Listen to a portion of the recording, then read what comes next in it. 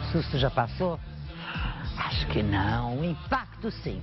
Mas ainda temos muitas incógnitas sobre o que pode acontecer pós 20 de janeiro, quando Donald Trump assume a presidência dos Estados Unidos.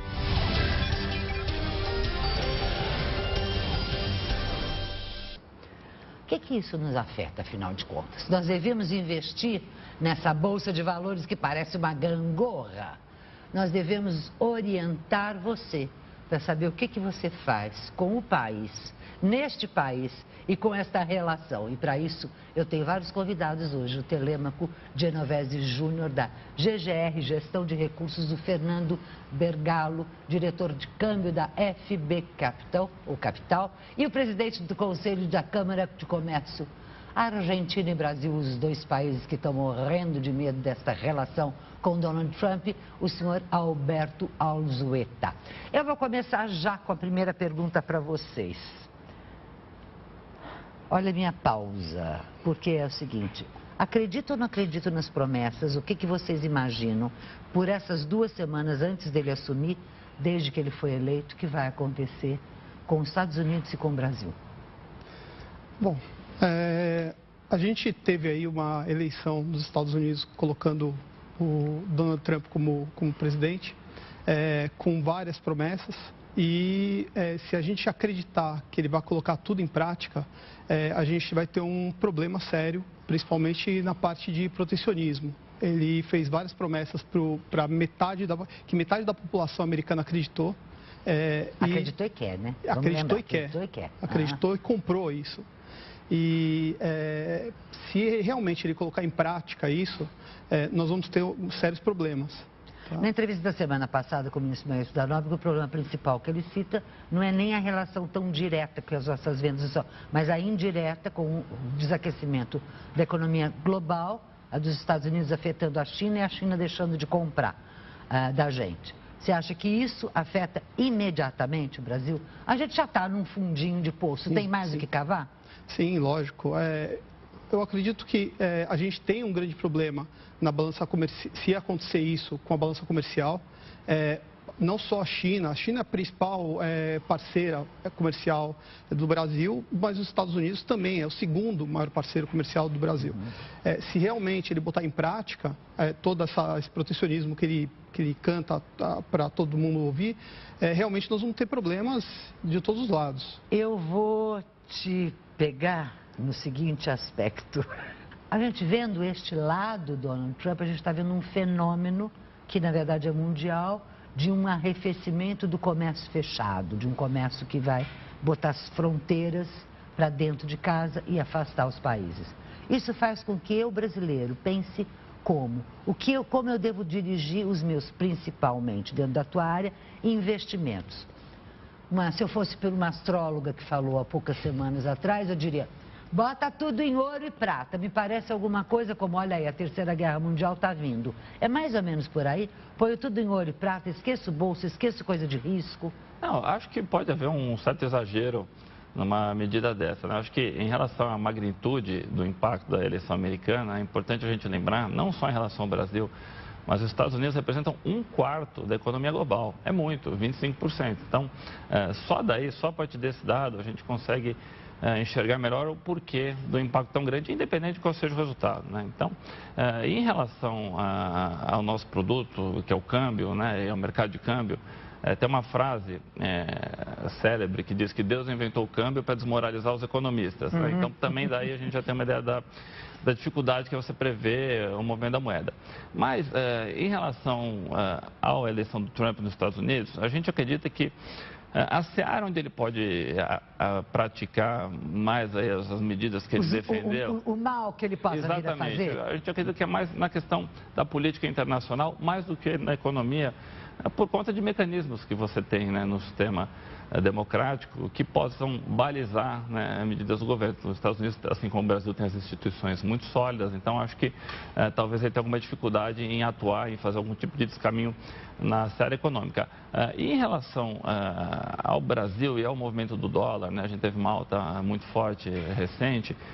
Parece que a principal preocupação é com o fluxo de capitais, né, mais de curto e médio prazo, porque ele diz que vai reduzir os impostos, né, mas não diz que vai reduzir os gastos, então isso vai gerar uma atividade maior da economia, um rombo, né, e consequentemente uma pressão inflacionária que, por consequência, depois deve trazer a tal alta dos juros americanos que há tanto tempo está no radar de todo mundo. Isso pode vir com mais força e antes. Isso deve atrapalhar o Brasil, porque primeiro que vai reduzir o espaço nosso para reduzir os juros, né? Então os boletins já estão indicando uma previsão de 0,25% de corte e não mais 0,5% no próximo Copom por conta desse efeito imediato, né? E isso pode alterar o fluxo de capitais. Então, os juros aqui caindo, lá subindo, você vai aumentar esse diferencial e vai inverter um fluxo de capitais que até então estava a caminho dos emergentes. Para o telespectador entender claramente, vamos explicar esse aspecto. Quer dizer, a hora que o Donald Trump faz um movimento na economia americana que conduzirá, e essa é a expectativa, se eu estiver errada, você me corrige, conduzirá a uma alta de juros que é almejada. Né? Quando você falou radar, assim, é radar almejado, eu quero que os juros aumente, né? A economia americana quer isso, ao contrário da nossa, que quer exatamente o contrário, por outros motivos, mas enfim. Aí a gente vai numa tendência de queda, portanto, aquele cara que está em qualquer outro lugar do planeta Terra, colocando o seu dinheiro, tenderá a pôr o seu dinheiro nos Estados Unidos e não aqui. É isso que você está falando? Isso, embora os juros aqui ainda sejam muito mais altos, mesmo com os juros lá subindo, mas a famosa relação risco-retorno. Os juros aqui tem que ser muito mais alto para compensar o também muito maior risco do país. Então, essa conta não vai fechar mais. Então, ele pode optar por não trazer mais recursos para cá. Em síntese, a gente acha que esse é o impacto de curto e médio prazo no câmbio que tem a acontecer. Tá. Ainda, eu quero depois a tua opinião sobre uma outra questão, mas ainda nesse caso, quando você citou claramente a questão do câmbio ser a arma contra os economistas, o que a gente viu nos últimos dias foi até uma interferência grande do Banco Central e mesmo assim não conseguiu conter essa alta. E aí eu venho ao que eu queria o teu comentário.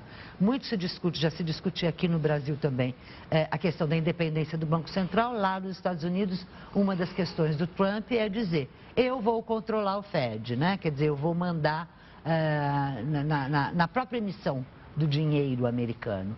É isso, ele pode, nesse caso, até detendo o controle do Congresso, isso pode vir a acontecer. Se isso acontecer, eu aí tenho uma forma de controlar melhor essa alta ou queda dos juros? Acho isso muito difícil acontecer.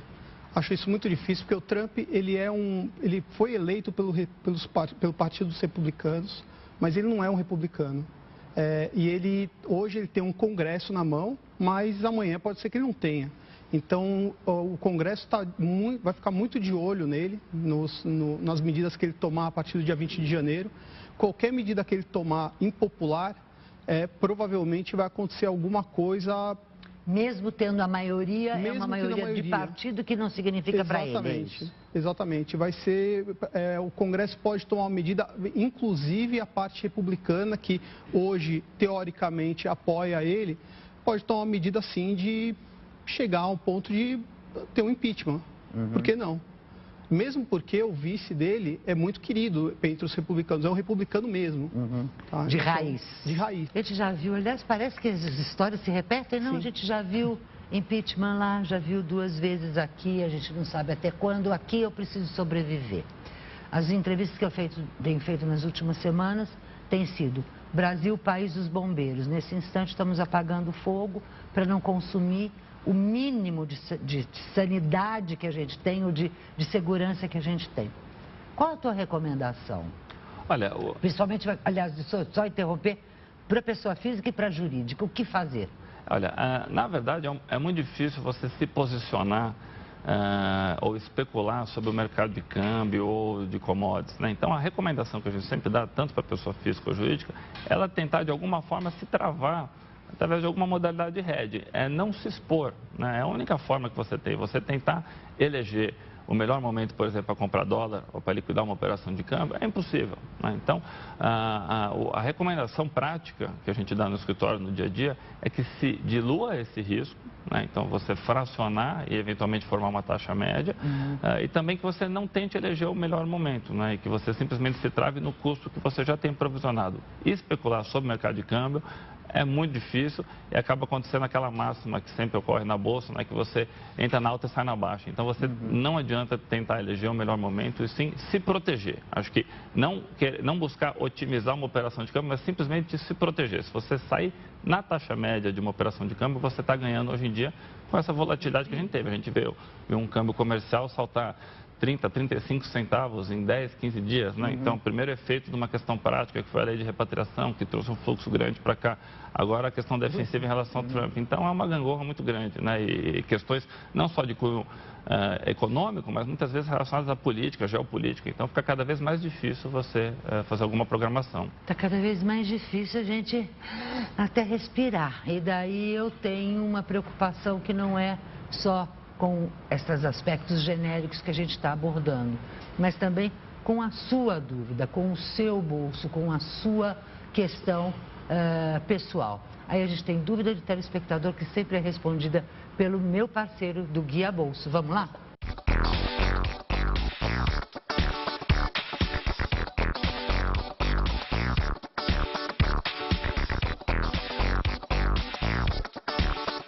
Gostaria de saber, nesse momento de crise, qual o melhor lugar para investir meu dinheiro? Boa noite, Fátima. A pergunta do Renato é muito boa, porque as pessoas geralmente querem segurança quando resolvem investir. Num fundo DI, que é a minha sugestão, você consegue segurança e também liquidez, ou seja, resgatar esse seu dinheiro quando você quiser. A outra coisa importante quando você estiver pensando no fundo DI é onde investir esse dinheiro. Você pode investir tanto no seu banco ou numa corretora independente. Geralmente as corretoras independentes cobram uma taxa de administração menor por esse fundo e por isso ele rende mais. Então considera não só investir dentro do seu banco, no fundo DI do seu banco, mas também no fundo DI administrado por uma corretora independente.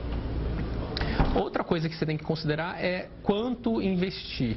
Como ele é um fundo com alta segurança, você deveria pensar em investir de 3 a 6 meses do seu salário nesse fundo.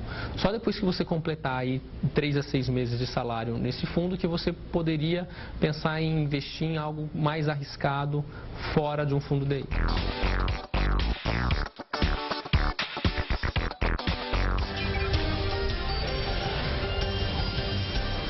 Antes de eu continuar a nossa conversa sobre os rumos do Brasil diante da eleição de Donald Trump, eu quero te dizer que, como a gente até agora, e provavelmente no futuro não vai te dar notícia muito boa sobre empregabilidade, eu tenho que chamar o meu parceiro do Nube para dar a dica para você de como melhorar na carreira. Vamos lá?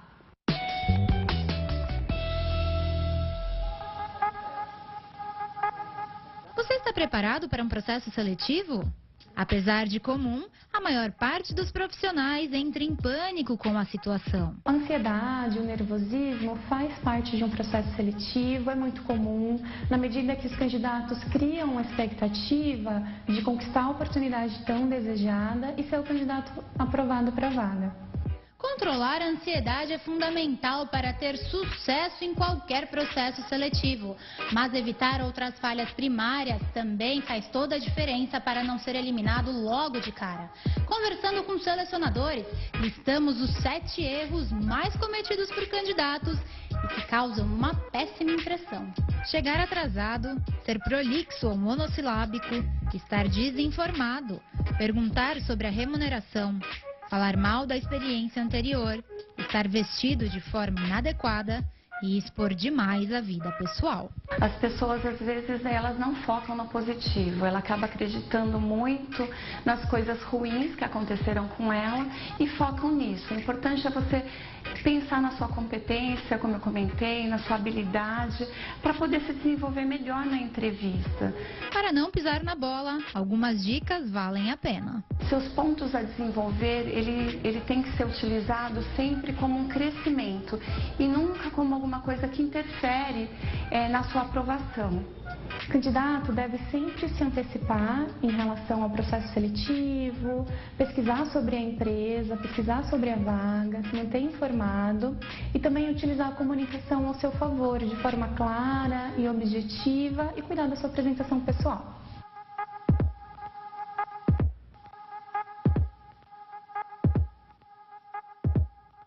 A presidente da Câmara Americana, Brasil, Estados Unidos, a Débora Vietas, acredita que os mega acordos comerciais, como a parceria do Transpacífico, podem ficar enfraquecidos.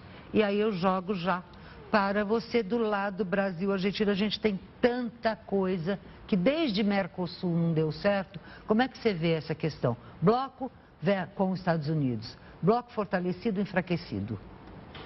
Olha, realmente a gente precisa de uma bola de cristal, porque cada vez, como tem errado todo mundo nas previsões, mas que principalmente as agências de previsões, né? Erraram mais que os meteorologistas.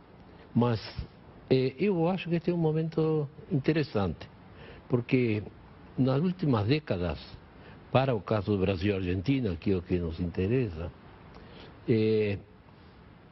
a situação foi muito difícil de administrar.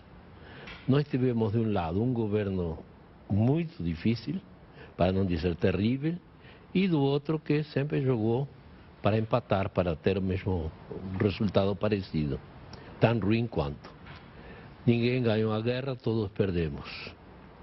Mas acontece que a nossa história é uma história de buscar acordos. Nós fizemos o primeiro acordo em 1960 com a LAD, depois a LAD, enfim. E finalmente... Vários nomes. Os nomes mudam, a situação parece que permanece a mesma, que esses acordos não andam. E esses acordos não andam, mas, veja bem, mas andam um pouco. Prova está que o Mercosul, na primeira etapa do Mercosul, nós partimos de um volume de comércio de 2 bilhões de dólares para, em 14 anos, atingir um volume de comércio de 40 bilhões. Então, é significativo o incremento, o né? incremento foi significativo. Mas ainda precisamos evoluir muito. O senhor acha que agora, com essa eleição, a gente tende a melhorar esses acordos ou, mesmo sem a bolinha de cristal aqui no meio, que a gente não tem, na sua opinião, tende a piorar? Eu acho que agora é uma oportunidade. Eu acho que sempre que temos uma situação desta, a gente tem que ver que oportunidade temos. E neste momento, a oportunidade é de fortalecer o acordo. Porque sempre o que empatou, o que prejudicou a aumentar o volume, o que foi? Foi que os acordos nunca estavam bem definidos e sempre estavam mais alinhavados, mas nunca costurados firmemente. Então, acho que este é um momento de alinhar, por exemplo, as normas. Então, que Brasil e Argentina tenham normas equivalentes, que tenha harmonização, que tenha uma convergência e, principalmente, que tenha um aproveitamento das cadeias de valor produtivas, que nós temos muito. O senhor acha que o grande problema, vamos pontuar nessa questão, e se eu estiver errado, o senhor, por favor, me corrija assim. Claro. Eu pego uma Argentina numa gestão kirchneriana. Infelizmente, nos dois casos, eu tenho duas mulheres que eu queria tanto que nós tivéssemos alguma significância. Por isso que os americanos votaram num homem. Eu com medo da Cristina Kirchner e da Dilma Rousseff. Não vamos repetir com a Hillary algo parecido. E aí, por outro lado, a gente tem semelhança aqui no caso de um governo de PT, quer dizer, uma linha kirchneriana, uma linha petista. Aí a gente tem acordos, tem uma Venezuela, tem desculpe se eu estou falando alguns absurdos no sentido de restrições de comércio, mas A parte política não está atrapalhando demais, inviabilizando todos esses acordos econômicos? Exatamente foi isso, você identificou bem. O problema é que nós fizemos acordos econômicos e esses acordos econômicos tiveram um viés político e um viés político para um lado, com uma tendência que não era melhor, tanto na Argentina como aqui. Foi uma tendência de populismo, foi uma tendência a um populismo social que nós vimos até pouco tempo atrás, ouvimos a declarações do professor Maílson, dizendo que foi tudo errado. Tudo errado. Tudo errado. Agora, tudo errado e alardeado, né? Agora, por exemplo, no bloco anterior você citou muito a questão de diluição de risco, né? Houve um tempo que na diluição de risco, tanto a Argentina, estou falando aí de pessoa até física, o argentino vinha, comprava o cruzeiro cruzado que fosse, a gente comprava a moeda, a questão do câmbio equivalente, ou comprávamos produtos intercambiáveis. Você acha que neste momento que estamos agora, uma relação maior com a Argentina pode ajudar nesse cenário conturbado internacional? Não, sem dúvida. Acho que a globalização é um caminho sem volta, né? E não é opcional, né? Como o Trump coloca, voltando ainda à eleição dele, onde diz vai revogar acordos. E é interessante notar que o populismo ele existe tanto na esquerda como na direita, né? Que é o que a gente está vendo agora. E ambos são prejudiciais, né? Então, por um lado, você quer vender questões sociais e sem prestar atenção na economia, e por outro lado, você quer revogar acordos, enfim, como se isso fosse possível. E acho que não é, né? Eu sou muito cético em relação a isso. Quando você diz não dá para revogar, não dá para revogar como? Porque exatamente o que você está falando. Você não pode dar as costas para a diplomacia dessa forma, né? Mas aí você acha que mecanismos como os OMC da vida, isso vão bloquear ações como o do Trump, ou como agora uma tendência na Inglaterra de fechamento de novo?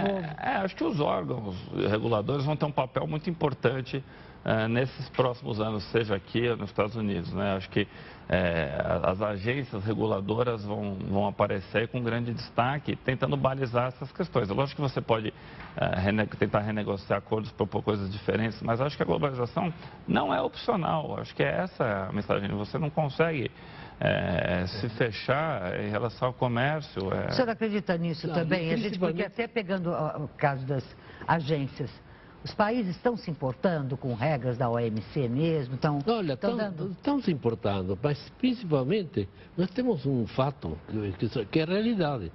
Quem está aí são as empresas. E as empresas fizeram investimentos. Então você não pode pedir a todo um setor automobilístico que saia de um país. Vocês aqui não servem mais, por favor, parem de fabricar carros. Não, você tem que respeitar esse acordo. Você não pode pedir um acordo farmacêutico de que mude todo. Então, essa realidade que tem as empresas, isso tem um peso tremendo. Por exemplo, o que ele estava comentando nos Estados Unidos, 44% da Standard & Poor's pertence a empresas americanas no exterior. Ou seja, o índice Standard & Poor's, 44% é das empresas americanas no exterior. Que estão fora. Acha que o Trump pode falar, eu fecho aqui, daí as empresas falam, pô, peraí, meu filho, você fecha e eu estou lá, como é que eu estou lá, como é que eu fico, né? E, inclusive a parte financeira, quantos títulos tem da dívida pública americana a China? Não vai dizer para a China, vocês agora não, tá bom. Só que eu tenho uns papelzinhos aqui, o que eu faço com ele? É a tua dívida, é a tua dívida que está comigo. Isso. E que você não está me pagando nada, porque está com juros zero, próximo de zero. Tá? Então, como é que eu faço? Tudo isso é a realidade. É nesse sentido que você fala, não tem volta à globalização. Eu acho que o poder econômico ele é maior que o poder político, e mais até que o poder do Estado. Tem até um desenho famoso do Jô Soares, onde ele faz poder político, poder do Estado e poder econômico. O poder econômico é o mais forte, é o maior de todos. Ele empurra todos os outros na direção que ele quiser, né? Então, acho que a gente não pode subestimar o interesse das grandes corporações em detrimento de uma posição política de um ou outro. A gente só precisa deixar que a economia ande, porque se a política ficar toda, ela vai atrasando, atrapalhando. Mas a gente vai andar de qualquer jeito. Obrigada pela participação de vocês, por uma luzinha de um pouquinho de otimismo que a gente tem que ter aqui. Eu vou agora encerrar o programa, mas você sabe, só aqui, né? Nosso encontro marcado toda segunda-feira, às 10 da noite, sábados à noite também. A qualquer momento, clica nas redes sociais que lá estamos nós. Até mais.